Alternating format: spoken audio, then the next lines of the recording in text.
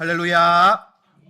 오늘 주일 오전 예배 오신 우리 모든 성도님들을 진심으로 주님의 이름으로 축복합니다. 하나님께서 우리들에게 딱 맞는 은혜 부어주실 줄 믿습니다. 자, 사진 하나 보여주십시오. 자, 사진 한번 보십시오. 누구 애입니다. 누구 애? 누구 집 애일까요? 예, 저희 집 애인데 그 중간이 제일 중요합니다. 중간이 누굴까?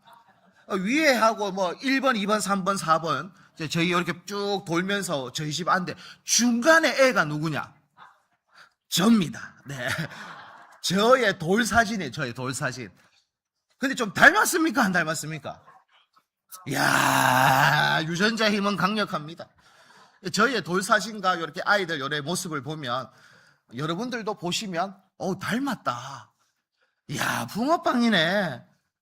이야, 진짜 못 속인다. 뭐 하여튼 그런 느낌이 드시죠? 제가 왜 이걸 보여줬냐면 이제 좀 부끄럽습니다. 좀 내려주셔도 됩니다.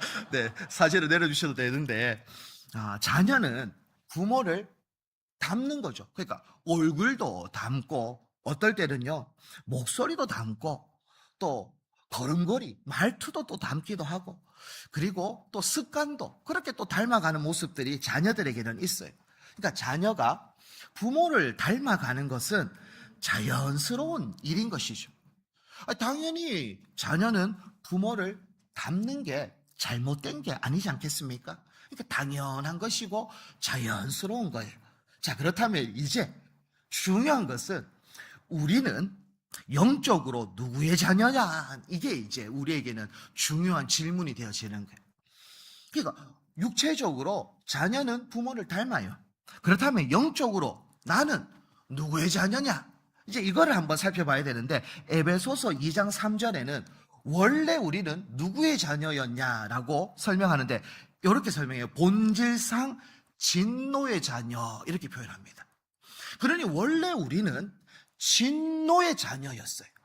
그런데 하나님께서 우리를 사랑하셔서 예수 그리스도를 이 땅에 보내주시고 예수 그리스도의 십자가로 말미암아 우리는 원래는 진노의 자녀였는데 하나님의 자녀가 되어진 줄 믿습니다. 이게 나는 영적으로 어떤 자녀인가? 누구의 자녀인가? 원래 나는 진노의 자녀였지만 예수님의 보혈의 능력으로 말미암아 하나님의 자녀가 되었습니다. 그래서 이제 우리는 하나님을 아바, 아버지라고 부를 수 있는 특권을 누리는 영적 자녀, 하나님의 자녀가 되어진 거예요. 자, 그렇다면 나는 하나님의 자녀라고 말한다면 우리는 누구를 닮아가야 하는가? 당연히 우리의 영적 아바 아버지 하나님을 닮아가야 되는 거예요. 내가 진노의 자녀라면 진노의 모습, 죄를 닮아가는 것은 괜찮아요. 뭐 그럴 수 있겠다고 생각할 수 있어요. 하지만 하나님의 자녀라면 이제는 진노의 모습을 담고 죄의 모습을 담는 게 아니라 하나님의 모습을 닮아가야 하는데 그러면 무엇을 닮아가야, 하나님의 무엇을 닮아가야 하는가? 자, 그것은 하나님의 성품을 닮아가야 하는데 여기서 말하는 성품은요 막 신학적인 여러 가지 이야기가 있어요. 근데 오늘은 저희 가야 하는 길이 있기 때문에 아주 압축적으로 말하면 두 가지 성품, 이 성품을 속성이라고 이야기하는데 하나는 하나님만 유일하게 가지고 계시는 성품 속성, 이것을 신학적 용어로는 비공유적 속성 이렇게 표현합니다. 그러니까 하나님만 유일하게 가지고 있는 것. 자, 그런데 우리는 하나님의 형상으로 창조되어진 존재입니다. 그렇기 때문에 하나님은 하나님의 형상으로 창조되어진 인간에게 공유하는 하나님의 성품이 있어요. 그것을 신학적으로는 공유적 속성이라고 이야기를 해요. 결국 하나님께서 우리와 공유하고 계시는 하나님의 성품을 우리는 닮아가야 한다. 예를 들면 이거죠. 거룩하신 하나님을 닮아서 우리는 거룩해져 가야 하는 거예요. 선하신 하나님을 닮아서 우리는 선을 행하면서 살아가야 되는 거예요. 진실하신 하나님을 닮아서 우리도 삶 가운데에서 진실해야 되는 거예요. 그리고 사랑이신 하나님을 닮아 우리도 사랑을 실천해야 되는 것이죠. 이것이 공유적 속성, 하나님의 형상을 입은 존재가 하나님을 닮아가야 하는 성품의 간략한 예인 거예요. 자, 근데 문제가 뭐냐면요, 원래 우리는 하나님을 닮아가기 위해서 하나님의 형상으로 창조되어졌어요. 그런데 문제가 죄가 들어오네요. 죄가 들어와서 하나님의 형상이 훼손되어지기 시작합니다. 하나님을 닮아가야 하는 하나님의 자녀가 하나님을 닮기보다는 죄를 닮기 시작을 하는 거예요. 거룩하기보다는 죄를 가까이 합니다. 사랑하기보다는 미워합니다. 용서하기보다는 보복합니다. 품어주기보다는 밀어버립니다. 그러므로 하나님의 자녀는 죄로 훼손된 하나님의 형상을 회복해야 되는 거예요. 그리고 하나님 아버지의 성품을 닮아가야 하는 것이 이 땅에 우리가 해야 할 숙제인데, 이렇게 하나님을 닮아가려고 열심히 신앙생활하고 믿음의 몸부림을 치는 것을 신학적으로 뭐라고 표현하냐면 이것을 성화라고 이야기를 하는 거예요. 성화는요, 뭐 착한 사람이 되라, 뭐 아주 윤리적인 사람이 되어라, 이런 뜻이 아니라 하나님의 자녀가 아버지 하나님을 닮아가는 모습, 그 과정을 성화라고 이야기할 수 있는 거예요. 자, 그렇기 때문에 우리는 지금 하나님 아버지를 얼마나 닮아가고 있는가? 나는 하나님 아버지의 성품을 얼마만큼 닮아가고 있는가가 오늘 설교의 핵심 주제예요. 오늘 예수님께서는 아주 강력한, 정말 인간적으로 봤을 때는 불가능할 것 같은 명령을 하고 계십니다. 그게 뭡니까? 원수를 사랑하라. 원수를 사랑하라. 이것은 아주 어려운 말씀이시죠. 그렇다면 왜 하나님께서는, 예수님께서는 원수 사랑의 이야기를 하고 계시는가? 하나님의 자녀가 하나님 아버지를 얼마나 닮아가야 하는지를 보여주는 믿음의 방향이기 때문에 이 원수 사랑을 이야기해 주고 있어요. 원수 사랑은 하나님을 얼마나 닮아가는지를 보여주는 아주 중요한 방향을 제시하는 말씀이 오늘 원수 사랑인데, 이 원수 사랑이라는 말씀을 구체적으로 살펴보면서 어떻게 아버지를 닮아가야 하는지를 살펴보며 은혜를 나누려고 합니다. 자, 첫 번째는 사랑의 경계를 넓혀야 한다라는 거예요. 사람들에게는요, 본능적으로 경계를, 울타리를 치는 그러한 본성들이 있어요. 사랑도요, 딱 자기 바운더리만큼 하려고 하는 경계가 있단 말입니다. 나를 좋아하는 사람을 좋아하죠. 나에게 잘해주는 사람에게 잘해줍니다. 본능적으로 인간은 나의 이웃이라는 울타리를 만들어요. 그러니 요 울타리 안에 있는 사람한테는 잘해주고 또 좋아해주고 칭찬하고 힘을 실어주려고 하지만 요 울타리를 벗어나는 사람은 관심을 두지 않아요. 그러니까 저 사람은 나하고 안 맞아라고 선을 그어버려요. 그러니 어느 순간부터 사람은 사랑할 사람과 사랑하지 않아도 될 사람을 나도 모르게 나누기 시작하는, 구분하기 시작한단 말입니다. 그러니까 당시 유대인들도요, 딱 이런 모습들이 그대로 있었어요. 하나님은 뭐라고 이야기하셨냐면 내 이웃을 사랑해라 라고 이야기를 합니다. 그러니 우리 지난주 살펴봤던 것처럼 유대인들은 그러면 누가 내 이웃입니까? 이웃을 사랑하는 거 오케이, 하나님 명령이니 사랑하겠습니다. 그런데 내 이웃이 누구냐? 내 이웃만 사랑하고 요 경계 밖에 있는 사람은 안 사랑해도 되죠. 그러면 당연하죠. 요렇게 하면 되겠죠, 하나님. 뭐 요런 의미인 거죠. 그런데 성경은요, 누가 내 이웃인가를 구별하지 말고 이 이웃의 경계를 확 넓혀 나가는데 특별히 유대인들은요, 또 성경을 오해합니다. 어떻게 오해했냐면 43절 말씀을 우리 다 함께 한번 봉독해 보도록 하겠습니다. 43절입니다. 시작.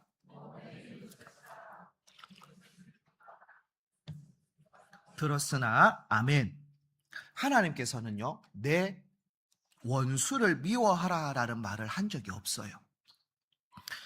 내 이웃을 사랑하라라는 말을 했지만 원수를 미워하라라는 말은 안 했거든요.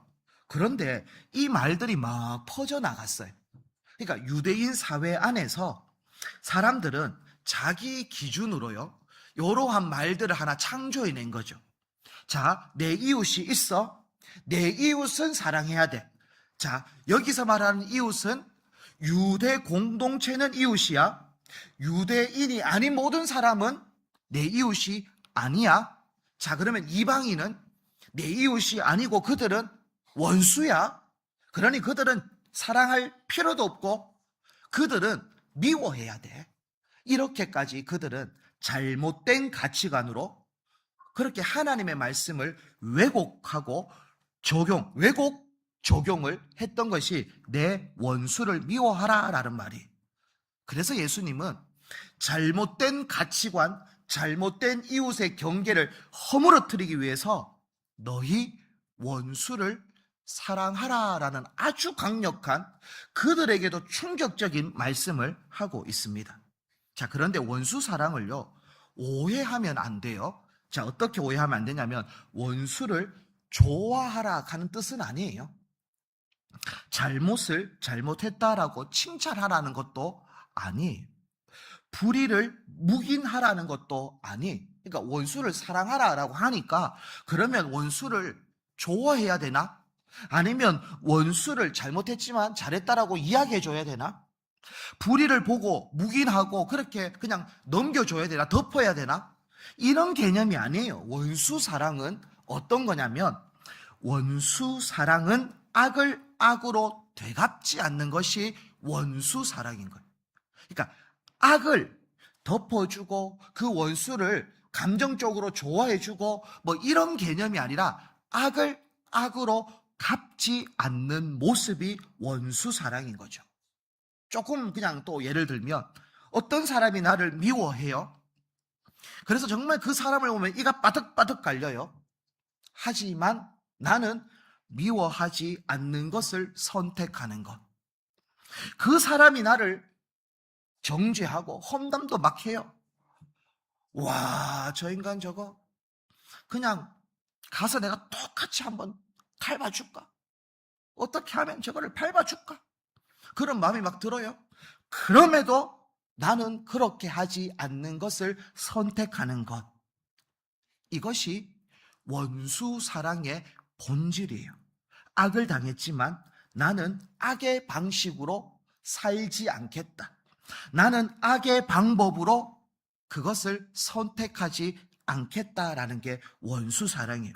그러면 예수님은 어떻게 구체적으로 원수 사랑을 이야기하고 있는가? 44절에 구체적인 방법을 제시합니다. 44절 다 함께 읽겠습니다. 시작.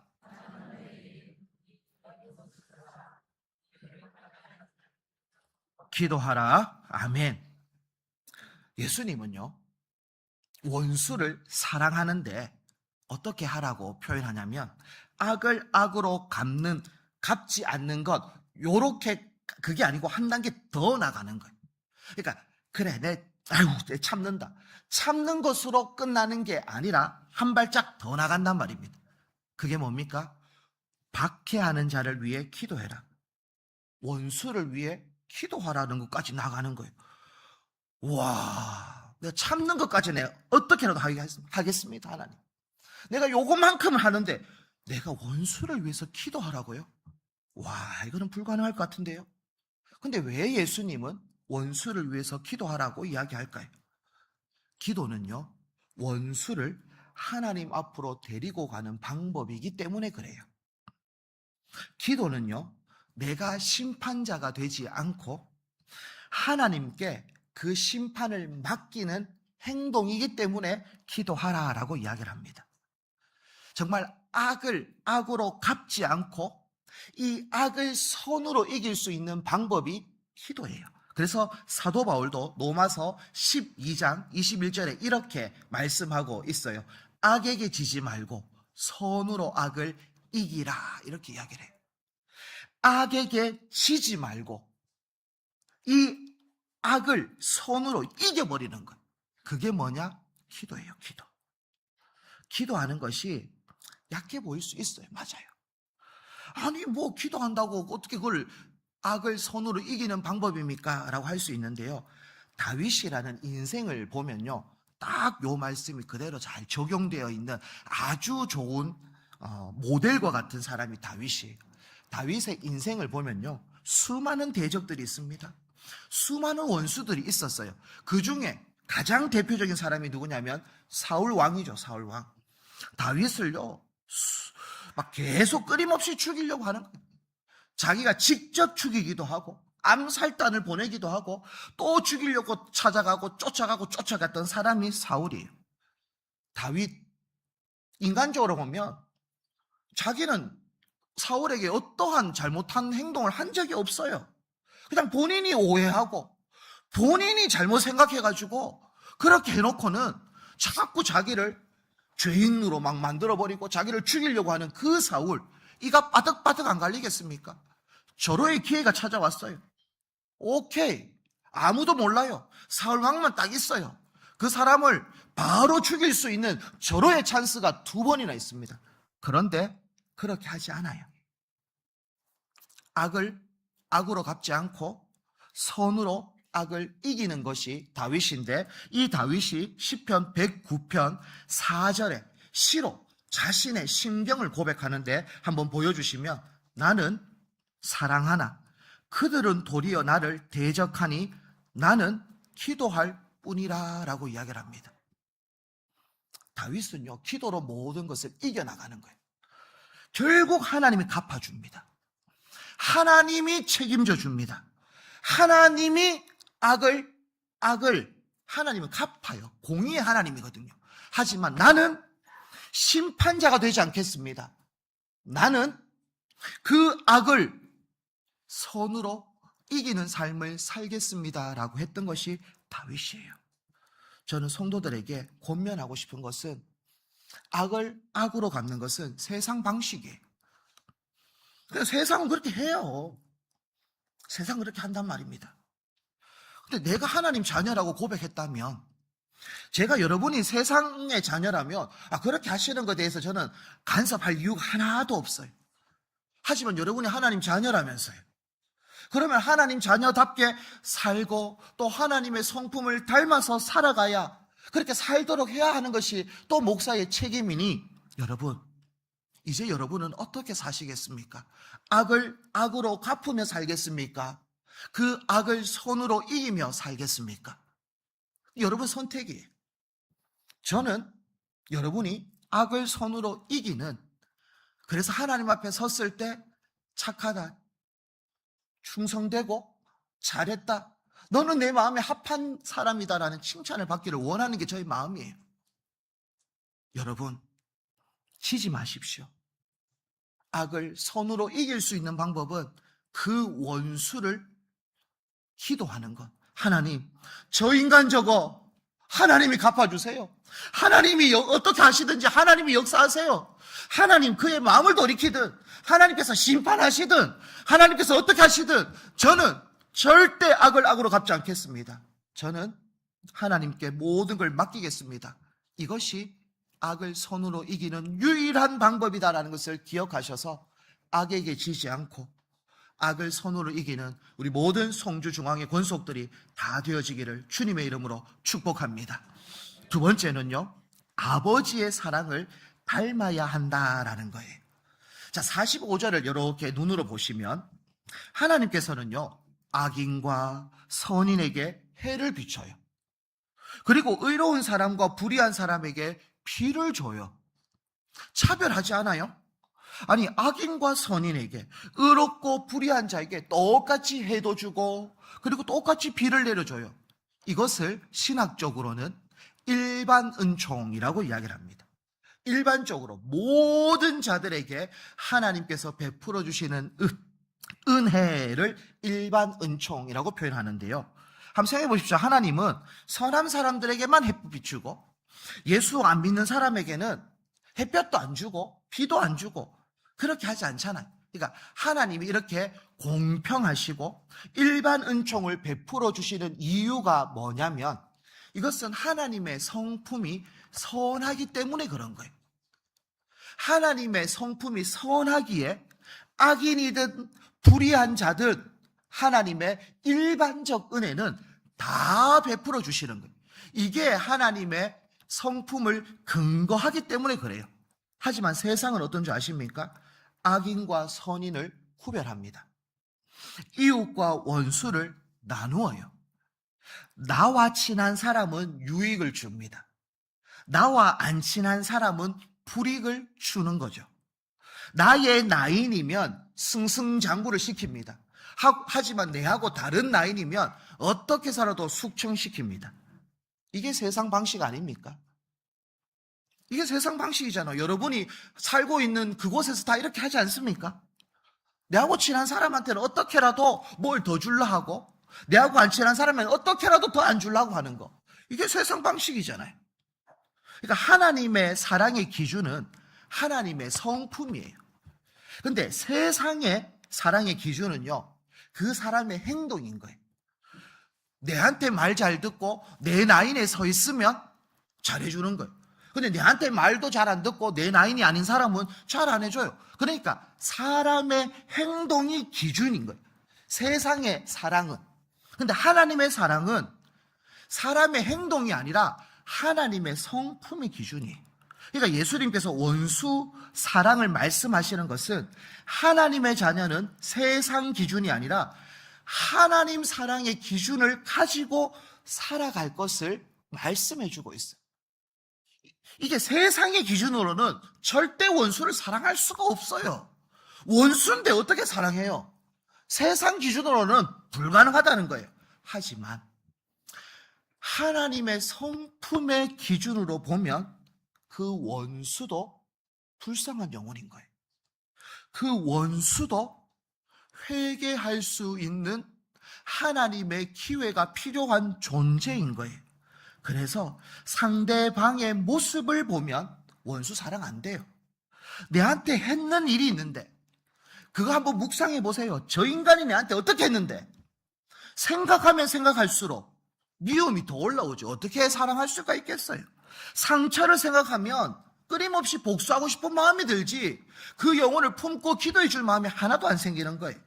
그러니까 사람을 보면 미워지고 사람을 보면 복수하고 싶은데 하나님의 성품을 보면 그나마 참을 수 있고 하나님께서 나에게 베풀어 주셨던 하나님의 사랑을 묵상하면 그나마 그 영혼을 위해서 기도할 수 있는 거예요.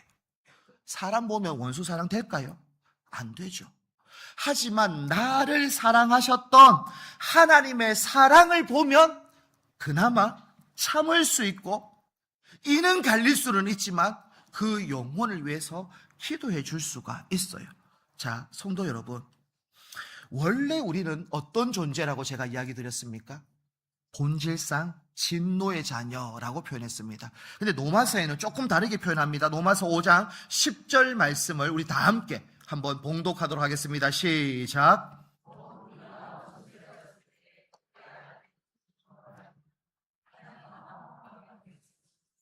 아멘. 원수 되었을 때 이렇게 표현합니다. 원수. 원래 우리는 하나님하고 원수였어요. 원수였단 말입니다. 근데 하나님은 원수인 우리를 차별하지 않고 돌아올 수 있는 회개의 기회를 계속 주셨던 거죠. 그래서 우리가 어떻게 되어졌습니까? 그의 아들의 죽으심으로 말미암아 하나님과 화목하게 되었다. 하나님의 자녀가 되었다라고 이야기를 합니다. 여러분, 원수 사랑은요, 감정으로 할 수 있는 게 아니에요. 원수 사랑은요, 하나님의 사랑을 깊이 알 때 할 수 있는 게 원수 사랑이에요. 여러분의 사랑의 깊이가 깊어지면 깊어질수록 원수 사랑을 할 수가 있어요. 하나님이 원수를 사랑했거든요. 그게 여기 있는 증거 아닙니까? 하나님이 원수를 사랑했다는 증거가 여기 있어요. 설교하고 있는 저가 원수였어요.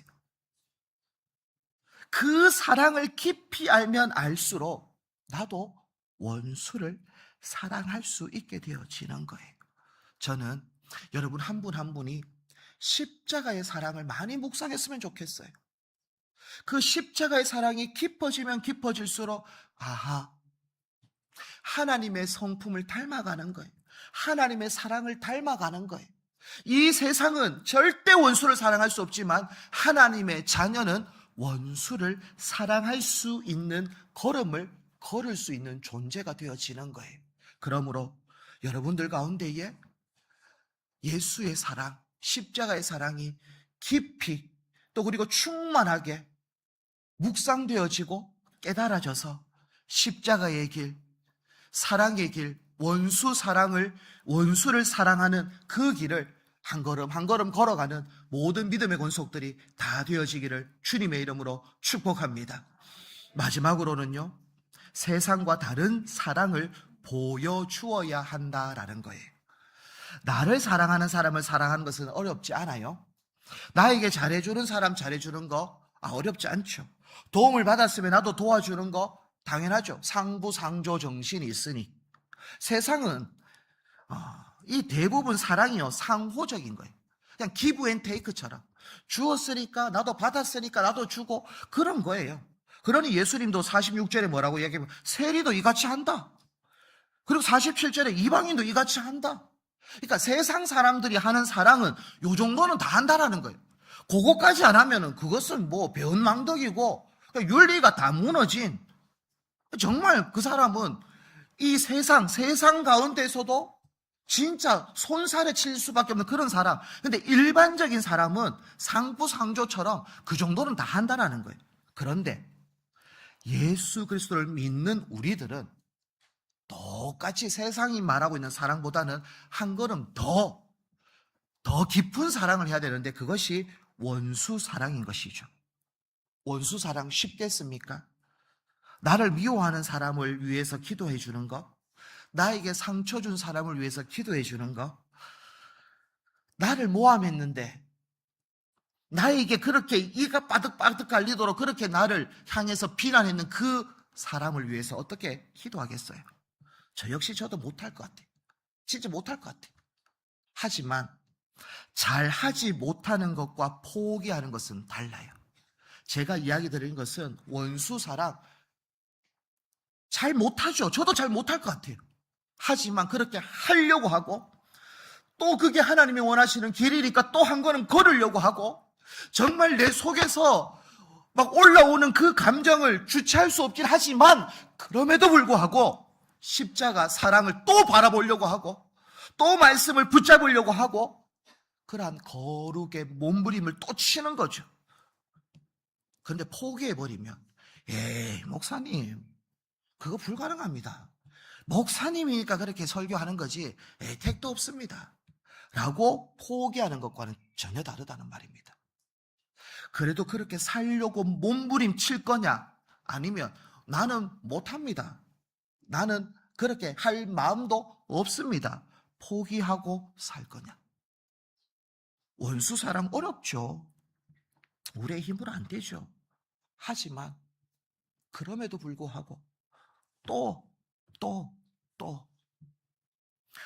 내 안에는 쓴뿌리가 올라오지만 그럼에도 불구하고 또 사랑하려고 어찌 보면 오뚜기와 같은 신앙의 모습이 필요한 거죠. 또 넘어져요. 또 원수 사랑이 안 돼요. 계속 원수를 미워하고 있어요. 하지만 하나님은, 예수님은 원수 사랑하라라고 분명히 말했는데, 그게 맞는데, 그 길을 가야 되는데 또 못 가고 있는 내 모습을 보면서 죄책감을 가지고 자책하는 게 아니라 하나님 또 하겠습니다, 이게 잠언 24장 16절에 나오는 말씀인데 제가 한번 읽어드릴게요. 대저의인은 7번 넘어질지라도 다시 일어나려니와. 계속 그렇게 하는 거죠. 포기해버리면 끝나는 거예요. 나는 그렇게 안 살겠습니다. 하나님의 자녀됨을 포기하는 거예요. 하나님의 자녀됨은 또 계속 안 되더라도 그 길을 향해서 끊임없이 걸어가는 거예요. 성도 여러분, 아기가 처음 태어나면요, 바로 뛰어다니는 아기는 아무도 없어요. 처음에는 목도 못 가누어요. 근데 조금 시간이 지나면 목을 가눕니다. 막 기어다닙니다. 그러다가 이제 무엇을 붙잡고 일어서기도 합니다. 그러면서 또 넘어졌다 일어났다 넘어졌다 일어났다를 수만 번 반복해서 그렇게 이제는 걷기도 하고 뛰기도 하는 것이, 그것이 아이가 성장하는 모습이에요. 우리가 원수 사랑 어떻게 단번에 되겠습니까? 단번에는 안 되죠. 하지만 넘어졌지만 또 일어서고 넘어졌지만 또 일어서고, 그렇게 계속 믿음의 몸부림을 포기하지 않으면 우리는 온전케 되어질 줄 믿습니다. 그래서 오늘 예수님은 이렇게 이야기합니다. 48절 말씀을 보십시오. 그러므로 하늘에 계신 너희 아버지의 온전하심과 같이 너희도 온전하라라고 이야기를 해요. 온전할 수 있는 것은 포기하지 않고 또 갖는 거예요. 또 걷는 거예요. 뚜벅뚜벅, 어떨 때는 쩔뚝쩔뚝이라도. 저는 8월 첫째 주, 둘째 주, 셋째 주 여러분에게는 알려드리지는 않았지만 저 혼자 마음으로는 사랑 시리즈 설교를 하고 있었던 거예요. 첫째 주는 가정에 대한 사랑, 두 번째는 이웃에 대한 사랑, 오늘 세 번째는 원수에 대한 사랑. 이게 힘들어요. 어려워요. 그렇다고 포기하시겠습니까? 끝까지 그 길을 걸어가는 좁은 길이에요. 어렵죠. 하지만 그 길이 진리예요. 그 길을 걸어가야 돼요. 그러므로 낙심하고 포기하지 마시고 끝까지 걸어가 주님 앞에 설 수 있는 우리 모든 믿음의 권속들이 다 되어지기를 주님의 이름으로 축복합니다. 우리 함께 결단 찬양하면서 또 기도하면서 나아가기를 원하는데요. 오늘 결단 찬양 주께 가오니 나의 힘으로는 힘듭니다. 하지만 나를 새롭게 하시고 독수리 날개쳐 올라가듯 하나님 나에게 힘을 주십시오. 하나님 원수 사랑의 그 길을 끝까지 걸어갈 수 있도록 인도해 달라고, 그런 마음으로 함께 결단 찬양하며 나아가겠습니다.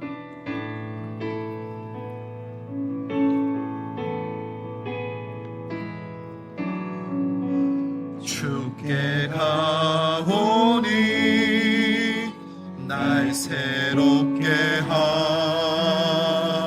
하시고 주의 은혜를 부어주소서.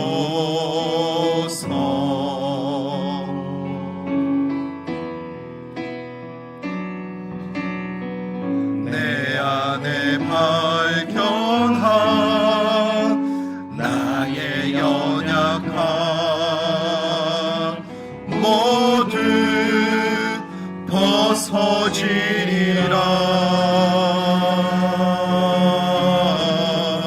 주의 사랑으로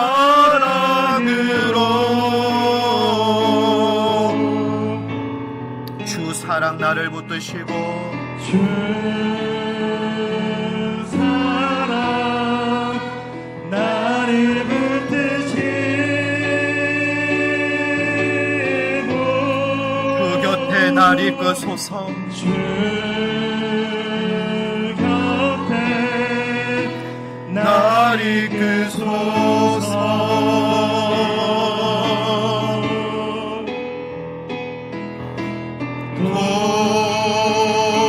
독수리 날개쳐 올라가듯 나 주님과 함께 일어나 걸으리. 주의 사랑 안에 2절 함께 찬양합니다. 나의 눈 열어 나의 눈 열어 주를 보게 하시고 주의 사랑을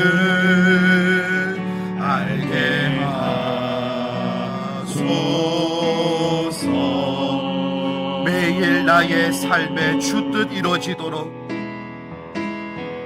매일 나의 삶의 주뜻 이루어지도록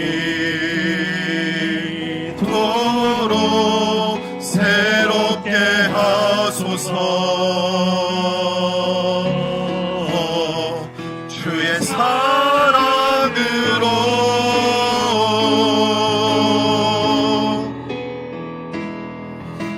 주 사랑 나를 붙드시고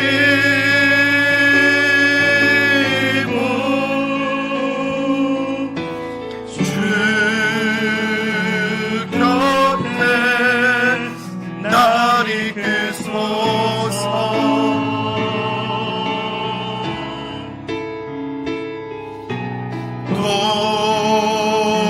독수리 날개쳐 올라가듯 나 주님과 함께 일어나 걸으리. 주의 사랑 안에.